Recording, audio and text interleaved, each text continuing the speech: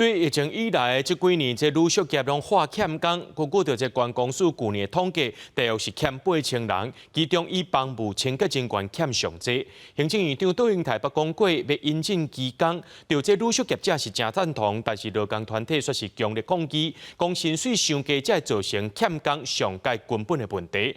但中国在开放移工，对台湾的劳工影响会愈来愈大。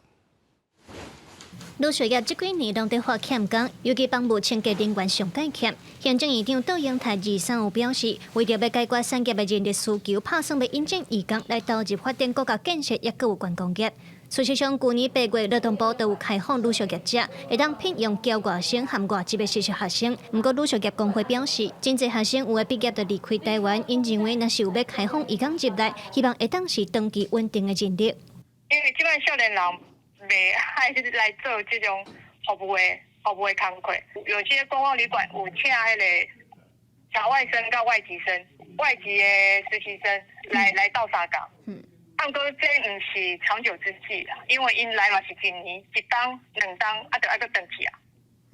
我希望的是会当较永久的、长久的，这人力来台湾到沙港。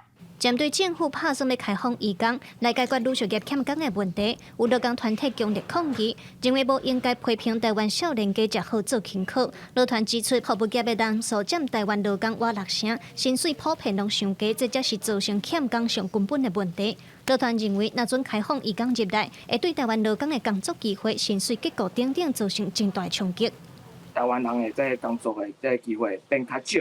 第二个部分嘛是烦恼讲。这移工你来台湾以后吼，这服务业的薪水无悬，时间搁足长的，这个部分移工的这个人权嘛会受到足大的挑战。第三个部分就是台湾这个服务业薪水吼，一定就起袂起来，就一直拢用上低的这个工资来去。劳团表示，若准予旅宿业开放移工，服务业反势嘛有样看样，要求开放加薪的移工。那安尼恐惊会造成台湾劳工失业失去竞争力。劳团呼吁政府要全面检讨移工的政策。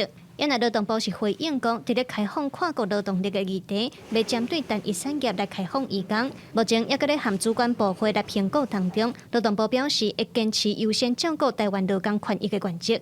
记者卢尚如、郑俊尧台北报道。